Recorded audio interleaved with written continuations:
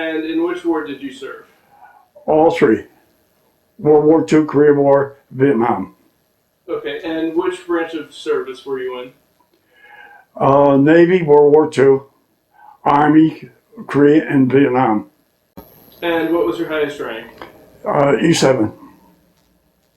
And in what general locations did you serve in?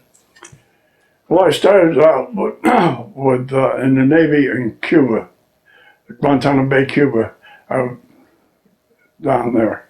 And then it was Korean War and then Vietnam. Okay. Now, were you drafted or were you enlisted? I enlisted. And why did you enlist?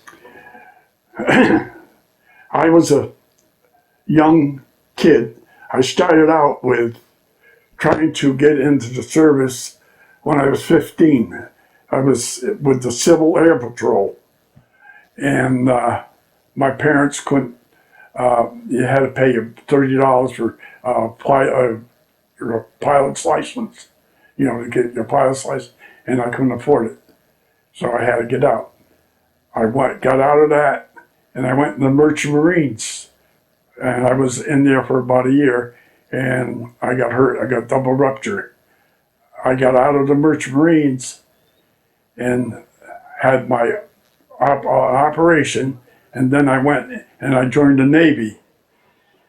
And after that there, and I got out in 1949, and got out for a while, and things weren't going too well with me where I was working. I was working Winchester's repeating arms, and I got in a little argument with the foreman, and I sort of told him, what you can do with your job. And so the next day, I went down to try to get back in the Navy, and they said, well, your quota's full, we can't have you. So I just wanted to find the Army recruiter, and I went in there and went in the Army recruit. And then I went to Korea. I came back from Korea. I was stationed at Fort Dix, New Jersey, and they gathered us up, and we went from, it was called Snowdrop. We went up to Camp Drum, New York, and from Camp Drum, New York, we went by troop train down to Las Vegas, Nevada, and we went through the atomic bomb test, 5,000 of us. Really? Yeah. And after that... What was that like? That was, it was something to see. It's very scary. What we did is we were in a trench, and we were down there. The blast went, and then after the blast, we came back up, and took the shock wave, and then after that, we marched to ground zero. It was about 15-20 minutes after the bomb went off down to ground zero.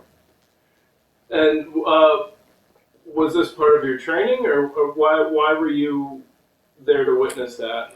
They just, they volunteered us. Oh. It was, I guess they didn't have anything for me to do, so that's what they did. They put me there. Okay, so you enlisted. Where were you living at the time? I was living in East Haven. Okay. Do you recall the date when you decided to enlist? Or when you did enlist, excuse me. You mean the first?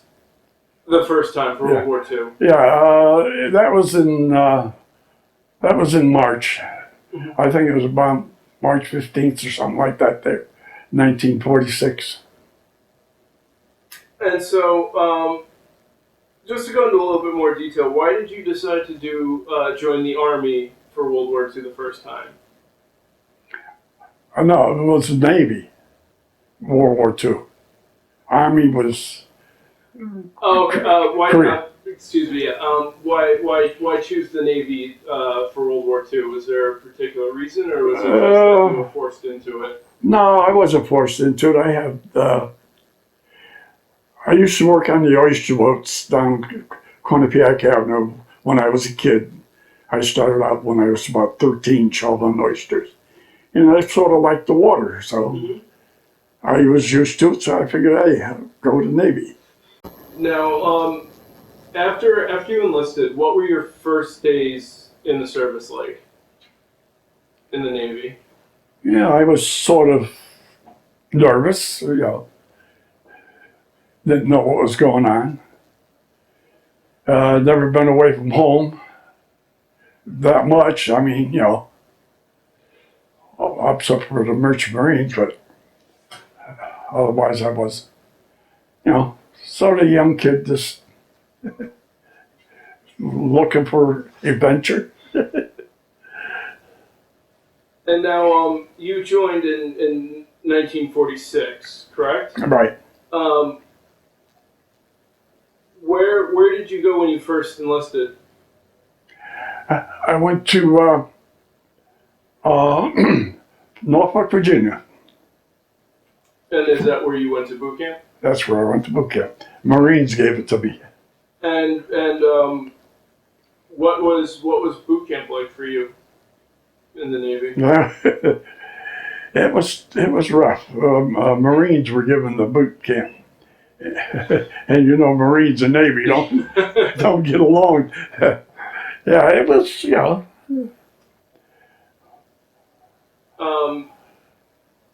Do you remember any of your instructors or any of the activities that they had you do while you were there? Oh, What kind of things did they have you do in boot camp to train you? they had you. Well, you had to learn how to swim. They made you jump off a tower, but otherwise, it's I don't know, remember too much about it, but I remember that though, because that tower was high. Really? Yeah, oh yeah. Well, it's abandoned ship. Yeah, Oh, okay. yeah, you're getting you ready, prepared in case you had abandoned ship. Mm-hmm. Now, for the Navy, after boot camp, where did you go? I went to. I picked up my ship at Norfolk. It was USS Meredith, and then we went from Norfolk to Groton, Connecticut, subbase, and we were sub-chasing out there. And just for clarification, what is that? Sub-chasing? Mm. That's going looking for submarines. Okay. Yeah, see if there's any around. Just for the people who are watching, Yeah. who may not know. So what were your, aside from looking for subs, what were your other assignments while you were in Groton? Well, when I was in Groton, I used to come home just about every night. Mm-hmm. And this one night, or one morning, I overslept. And I got to the subbase, and there's my destroyer backing away from the dock. So the SPs were right there, and they got me. And I put 5 days in the bread and water. And I mean, it was 5 days of bread and water. Mm-hmm. For oversleeping.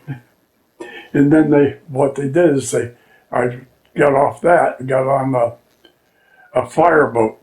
They had a fireboat there in Groton, Connecticut, and I was on the fireboat. And while I was on the fireboat, there was about 7 fires that were set. This Marine wanted to, it didn't have no excitement, so he went out and set fires. And that's what I was doing, fighting fires. And so Just setting them for fun? Yep, that's what it was. For excitement. He tried to escape and Slave River. That is a very treacherous river, Mm-hmm. and he didn't make it. He drowned it. And so after Groton, where did you go?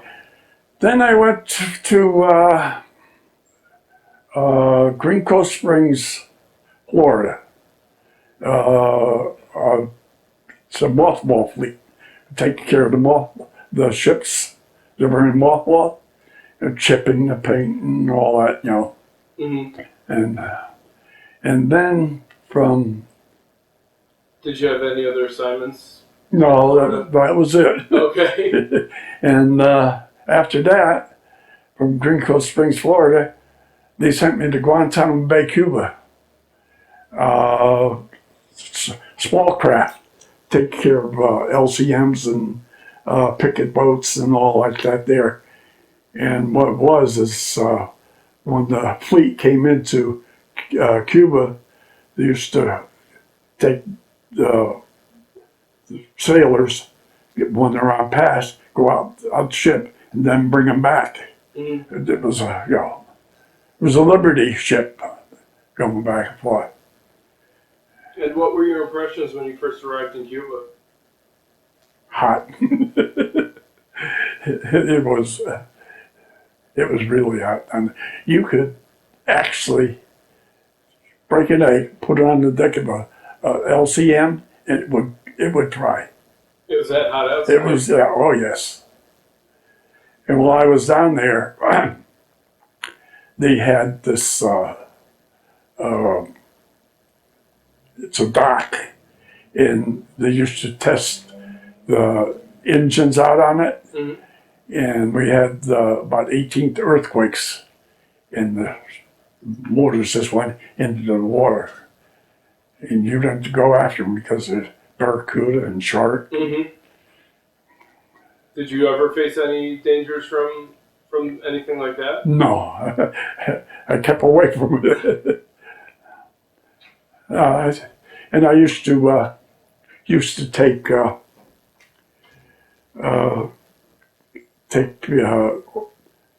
well, some of the enlisted men and some of the officers.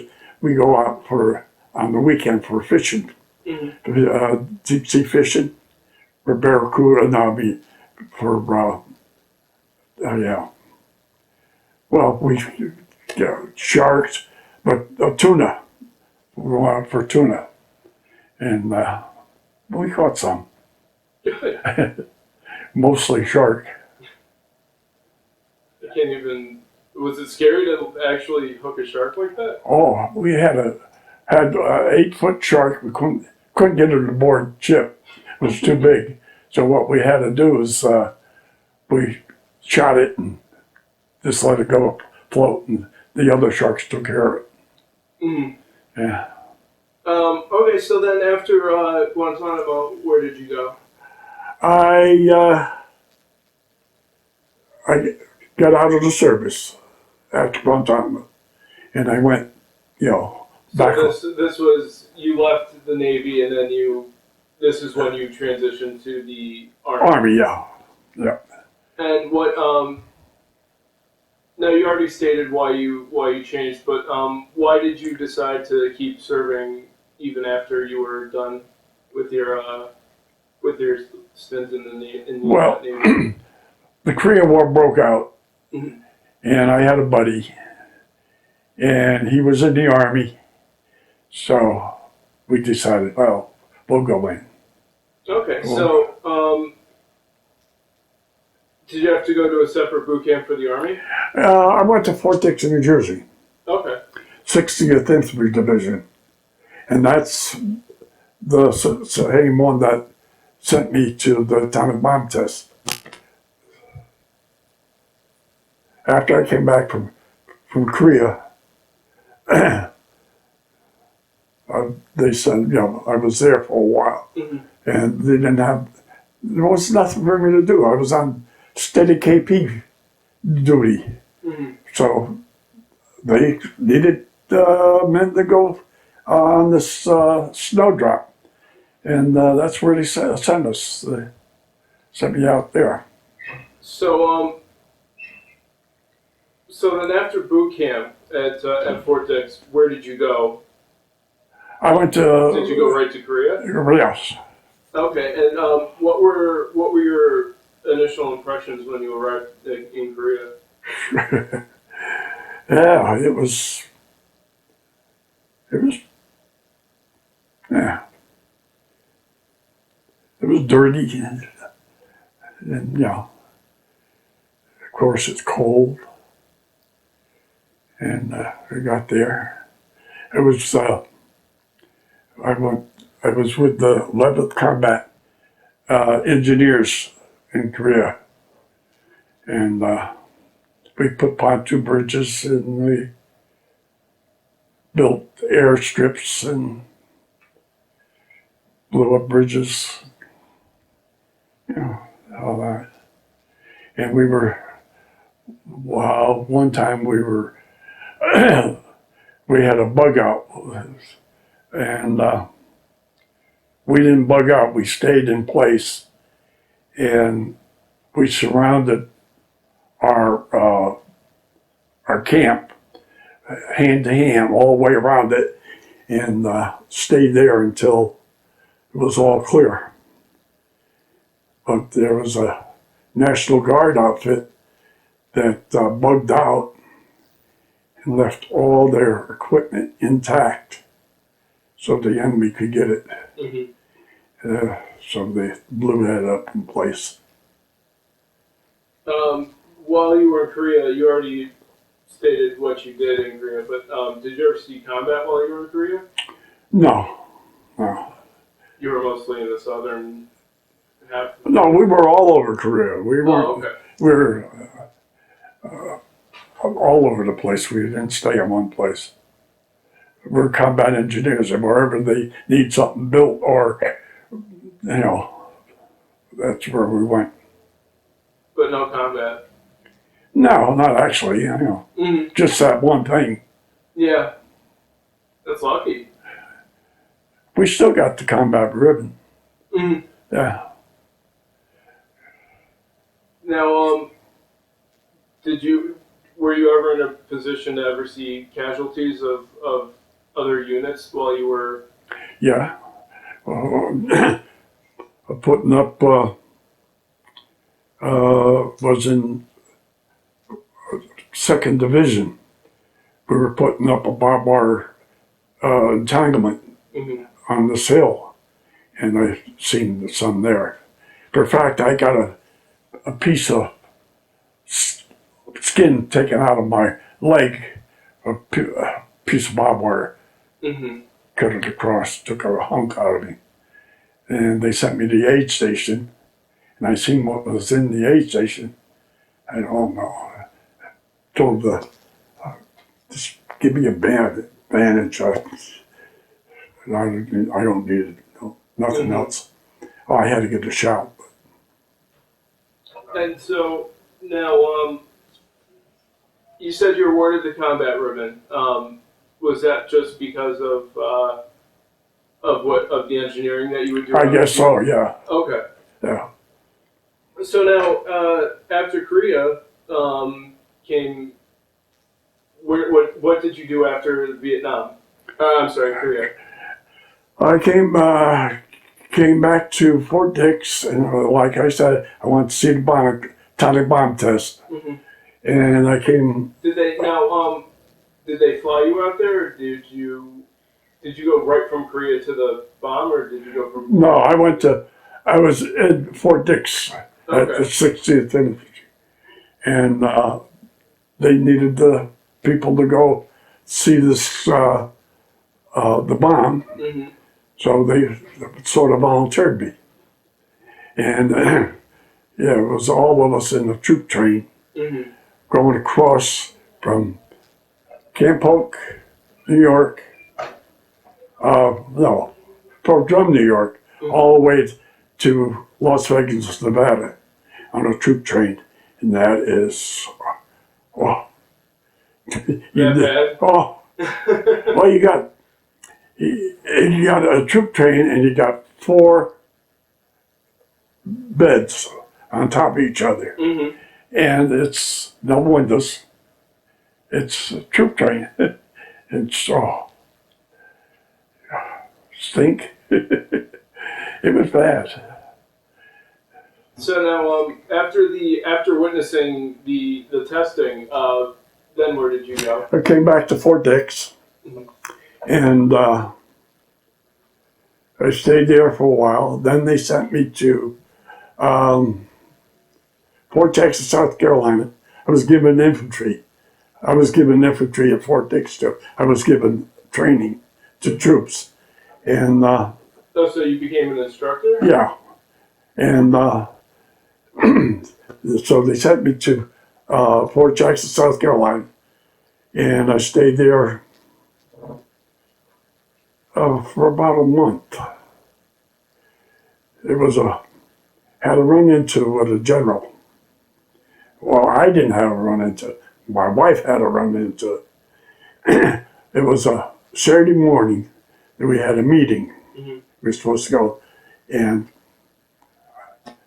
I pulled in and see the parking lot. I just pulled in and parked. Well, it was the general's parking lot spot. So he told my wife, move the car. She says, you old SB, if you want to move it yourself. To the general. Yeah. So he got my name, and I was transferred. Boom. And I went from there, I went down to Fort Benning. Mm-hmm.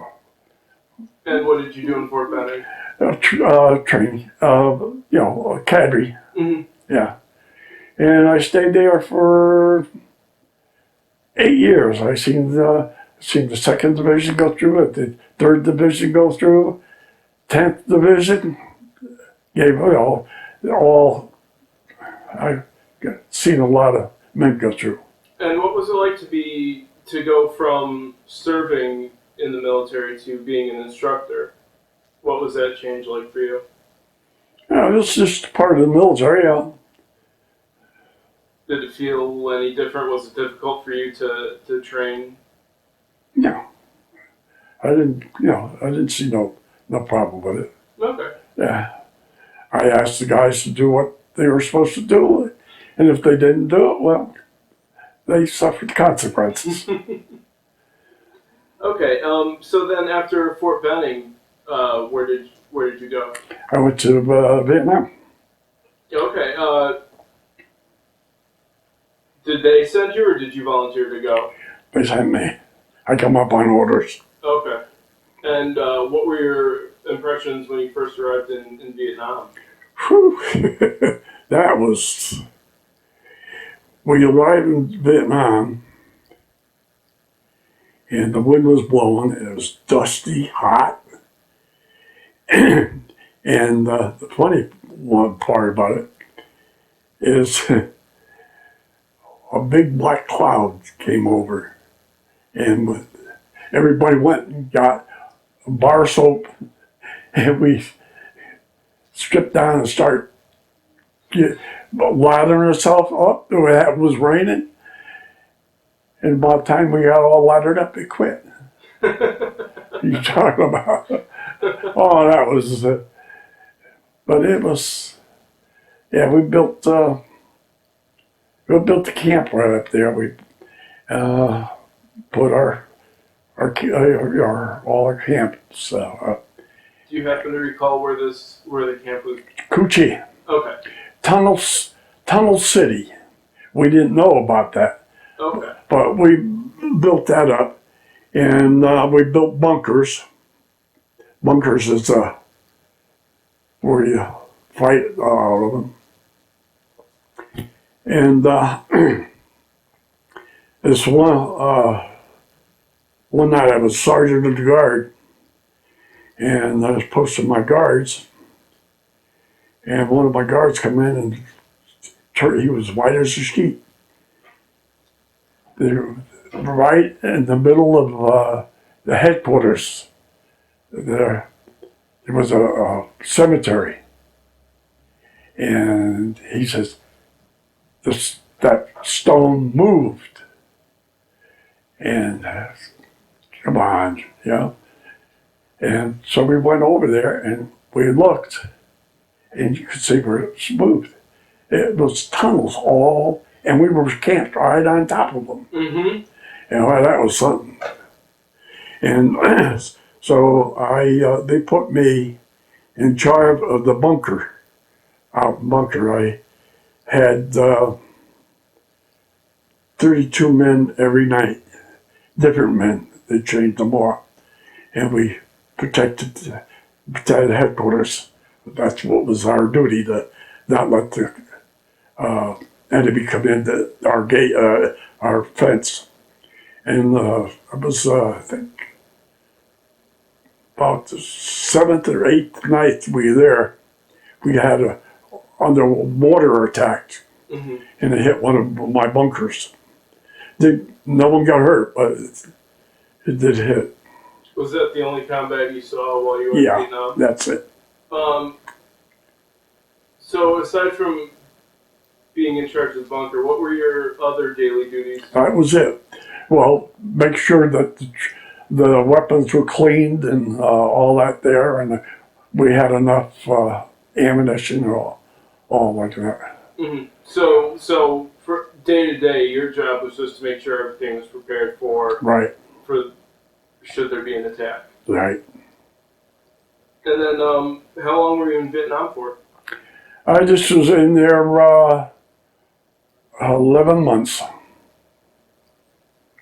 And then after Vietnam, what happened? Where did you go? I came back to Fort Knox, Kentucky, Mm-hmm. to retire.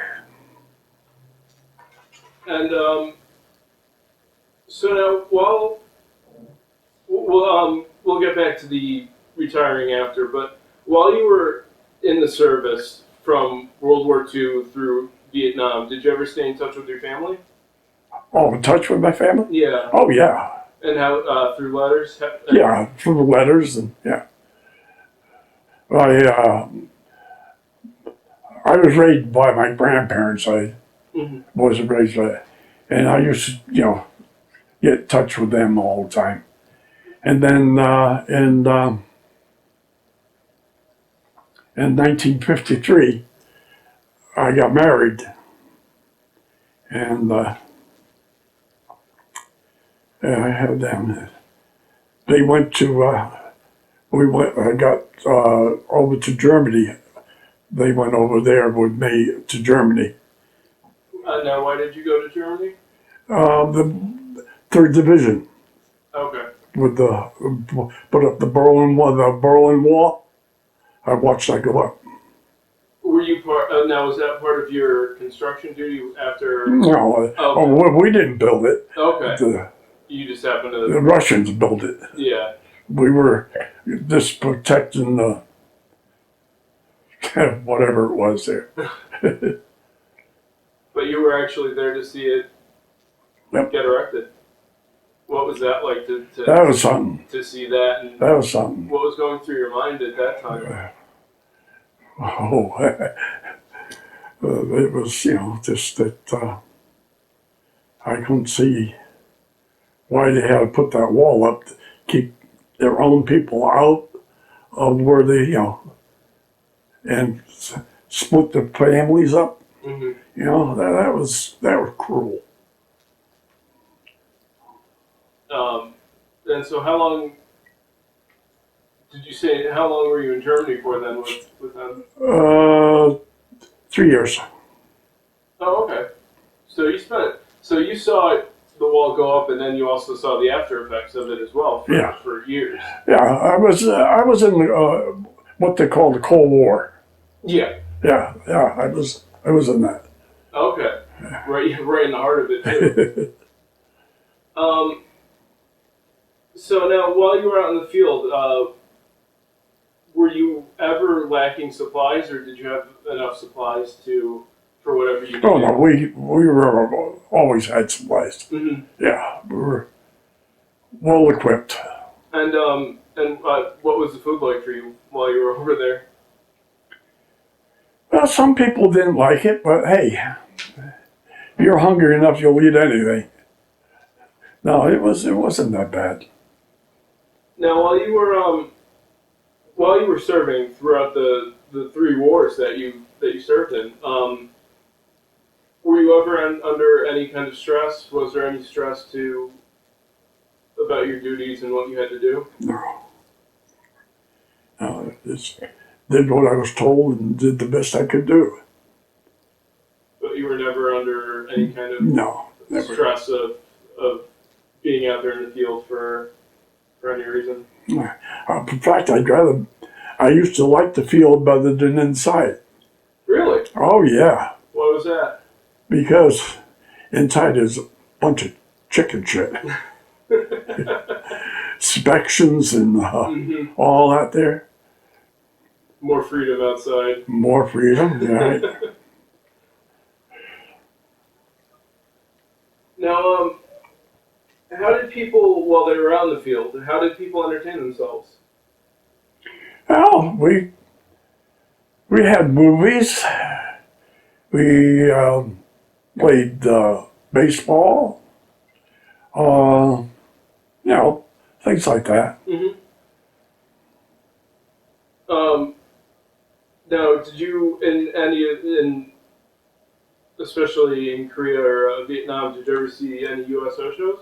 What? Did you see any USO shows? I seen Bob Hope. Oh, okay. That was in Korea. What was that like for you? That was nice.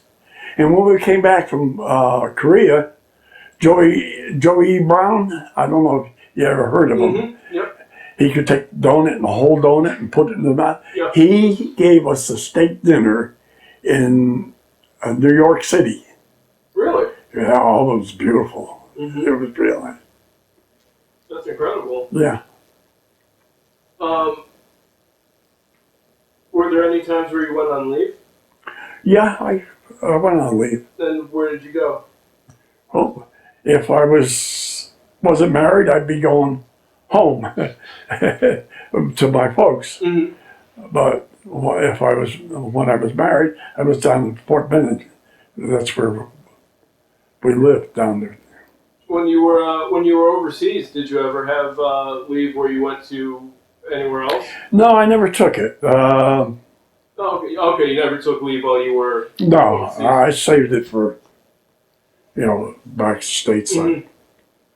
Mhm. I could have went to Bangkok, all like, it's not leave, it's R&R. Yeah. Yeah, but I never took it. So now, were there any? Did you ever witness any unusual events in any of your time in the service, or humorous that you can recall?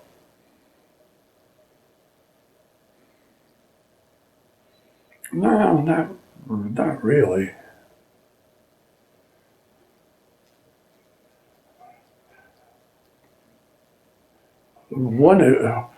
One event that was when we were in Korea in engineers.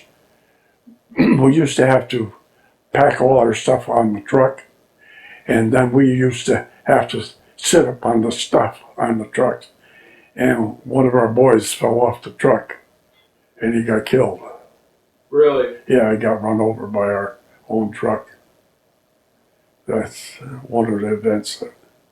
Now, did that serve as a warning to for you personally, if Yeah, you ever yeah, saw yeah. that too? Yeah. Well, we didn't have nothing to hold on to, Yeah. and because all the stuff was piled up on top of each other, and we had to sit on the stuff. So, yeah. Now, I suppose that one unusual event was again seeing the atomic bomb testing. Yeah. Having served in World War II, did you feel any special Did you feel anything special about seeing what ended the war in the Pacific Theater right there in front of you, and then going to see the aftermath? Was there any kind of emotional impact on you in that aspect? I just felt sorry for the people who was under it. You did. Yeah, what was it? What towns was it? I know the name of it. Where we dropped the bombs? Yeah, where they dropped Nagasaki. Nagasaki. Yeah, and I just that's something I don't think I would want. And then you see the aftermath of Yeah. the people was scarred and all that. Now, did they have the fake town set up that they would drop it on? Right. Is that what? Yeah. And then you would walk through the town. Yeah. Well, and now, what was the purpose of them having you walk through the town to survey it? Was Well, I guess to show us the effects? the effects of what the bomb would do. Mm-hmm. And did that? I'm kind of jumping ahead a little bit, but did that change the way you saw the atomic bomb and any fears, especially during something like the Cuban Missile Crisis or the Cold War itself? Every time I hear about them, Mm-hmm. it sends a chill up my back. And is that from seeing it? Yeah, oh yeah. Know what actually can happen to you, you know? Mm-hmm. But no, I see what happens to the animals that we had. The jackrabbits, they come out of their hole and they growing all over. Mm-hmm.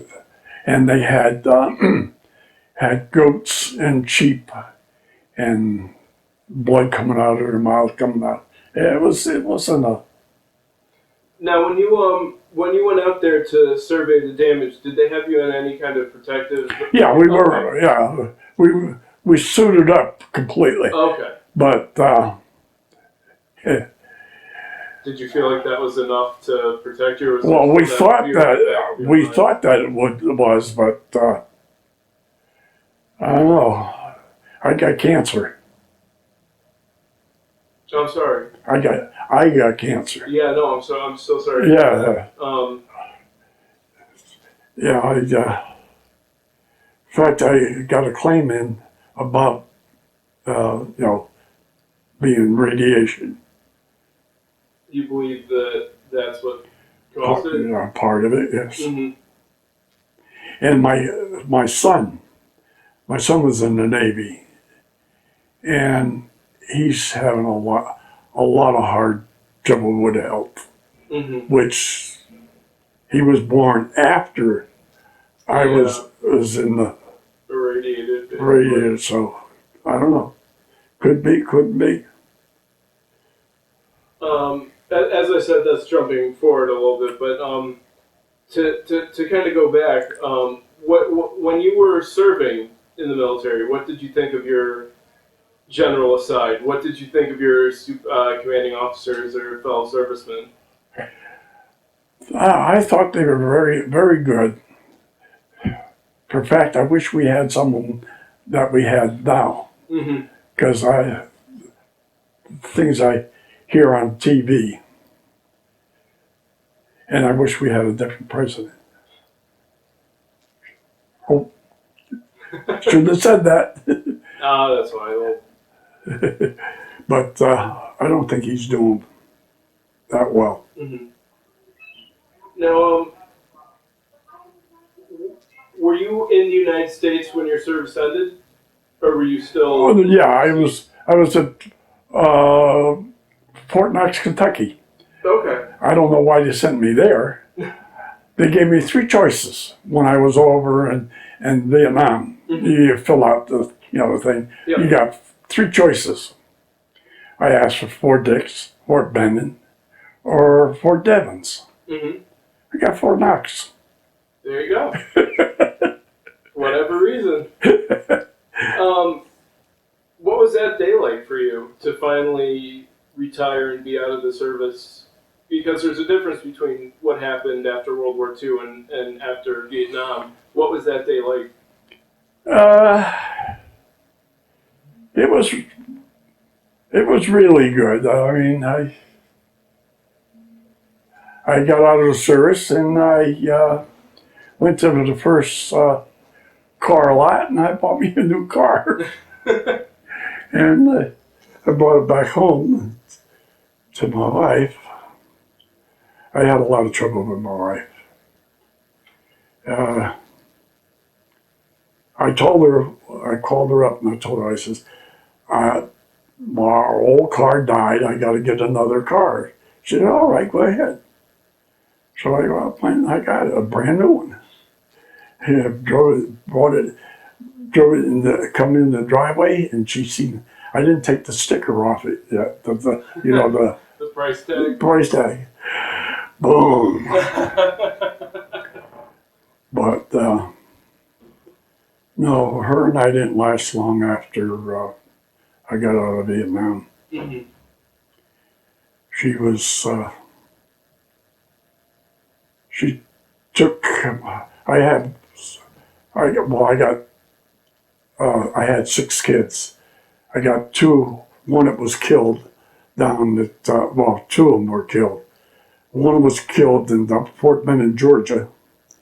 A rock hit her in the temple.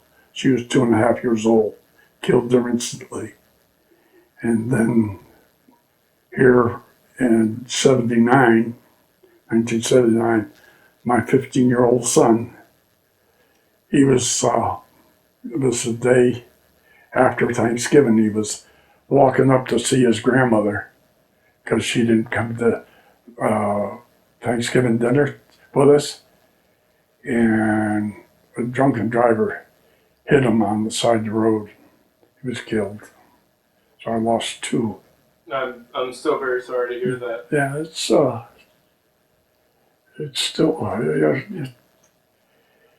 it still haunts me. Mm-hmm. But So, car incident aside, what was your homecoming like? I got to the door. I got to the door and I rang the doorbell, and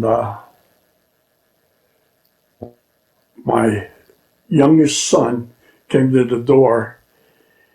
He opens the door. He goes, "Mommy, there's a man in the house." So that was it. That's the one that got killed in when he was 15. Mm-hmm.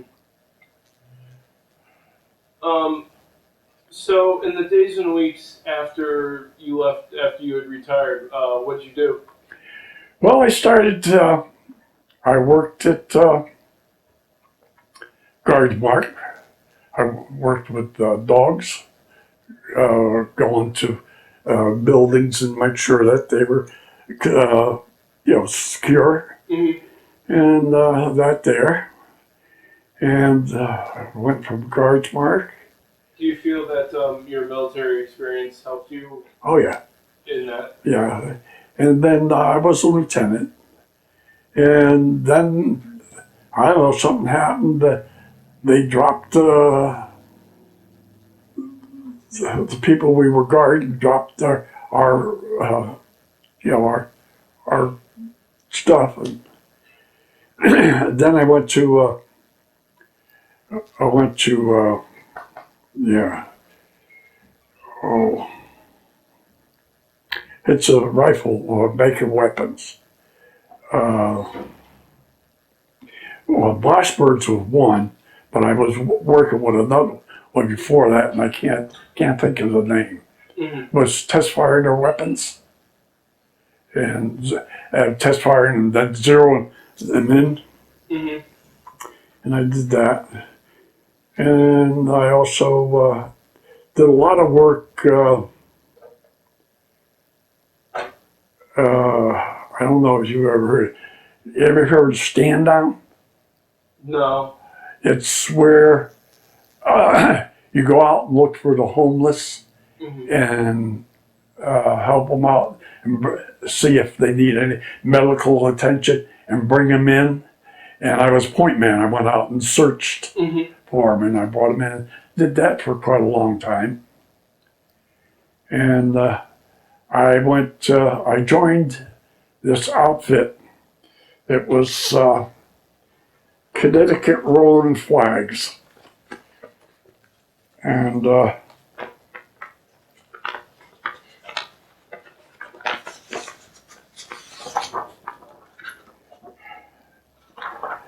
we went to we brought them went to when they came home. Mm-hmm. We escorted them. When they left, we escorted them. And made sure they did it. And that's the ones where I went to Canada. Mm-hmm. We went to Canada, and the Canadians came to America because they they didn't recognize the Vietnam War. Mm-hmm. So what they did is they come and joined the American war, and then they went over and served. Yeah. And when they came back, Canadians country didn't recognize. Yeah. So what we did is we went and we put the first POW flag up in Canada, Montreal. You guys did? You Yeah. guys did that? Yeah. And what was that like for you? Oh, that was beautiful. They treated us like kings over there. Yeah, it was really well. We went out we did that for about 8, 9 years. Mm-hmm. Yeah. And since then, have you had any more connections with or contact with Canada about their Vietnam? And has there been anything else? No, not lately. No, I don't know. We just got got too expensive, Mm-hmm. and it got kind of hard going in and out of Canada. Yeah. So it sort of stopped. Now, while you were in the military, did you happen to make any close friendships? Oh yeah, I had. It was when I was over in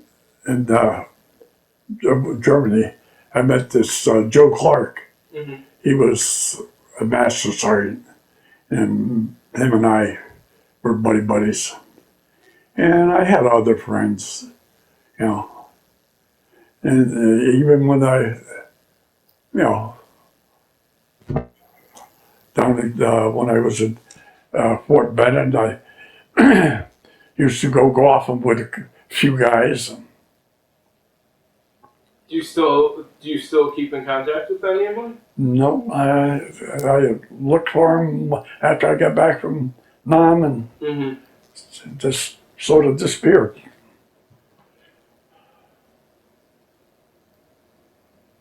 So now, president aside, your time in 3 different wars, how has that influenced your thinking of war or just the military in general?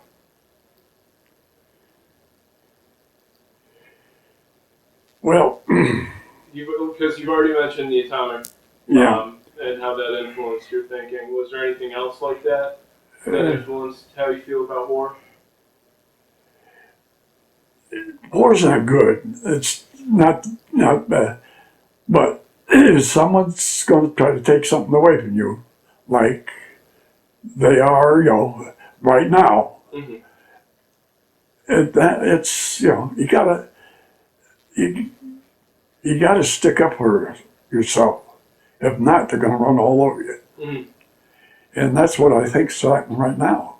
they're, people are, you know, they're just testing us to see how far they can go without us doing something. I think it's about time we did something and did it right. Mm-hmm. Bring Patton back. Old blood and guts. Mm-hmm. But he was a sound man. We had some good generals and Mm-hmm.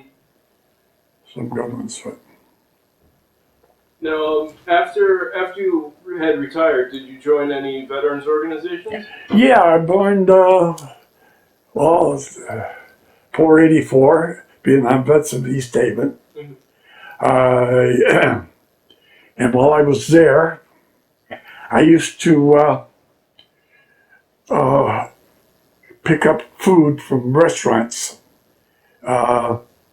and take them to shelter centers, the Vietnam, Columbus House in New Haven, Mm-hmm. and one veteran center in West Haven. I used to bring them food and Dunkin' Donuts and clothing. My aunt, she was 70 some years old when this was going on, and she used to go with me and hold the door open while I take the stuff in to them. And we used to do that just about every day Mm-hmm. for a long time. Now, are you still active? Do you still do that? No, I can't do it no more. If you notice, I got a cane. Yeah. And you see my arms? Yeah. I fall a lot. Mm-hmm. Have you attended any reunions of any kind? No. I had been down to Washington, D.C., though, Mm-hmm. down to the wall. Oh, okay. I Yeah. went down as a group. We went down. Oh, okay. And what was that like for you? Oh, that was beautiful. Mm-hmm. Yeah, it was real nice. That was a long time ago, though. That's when I was a little younger. Yeah, in fact, we went down Washington, D.C., 60,000 bikers. Really? We escorted the bikes down.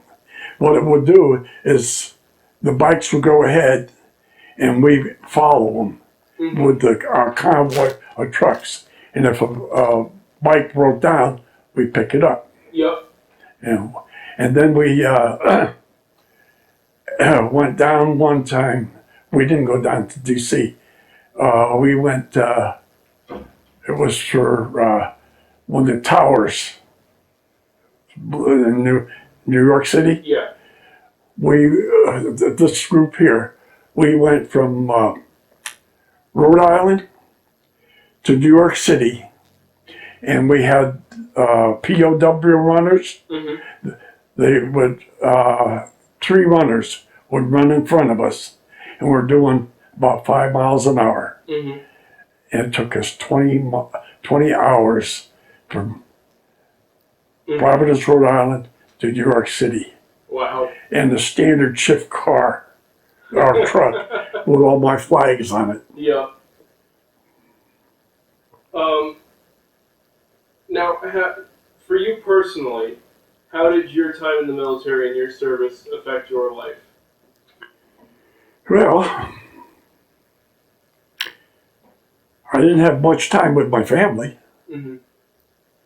Not much at all. And I think that's what pretty well set my wife off, you know. But hey, Do you feel that it gave you more discipline and patience in life and oh yeah, and skills that you could oh carry yeah, on? oh yeah. What were some of the skills do you think that benefited more from your time in the service than had you not gone in? Well, that's well, I knew how to use the gun. Yeah, well, I knew a lot about weapons, and it helped me out when I was test firing. Mm-hmm. the weapons. Yeah, I could wire them real fast and fix them pretty fast. Do you, I guess basically it comes down to, do you feel like you are a better person for having served in the Oh, military? definitely, definitely. Yeah, definitely. And was there anything else that you would like to add to this interview, or any questions that you'd like to answer yourself that we haven't gone over already? No, that's about it. All right. Well, then I'd like to thank you for your service and Yeah. for your time today. You're welcome. And just again, thank you so much. You're welcome.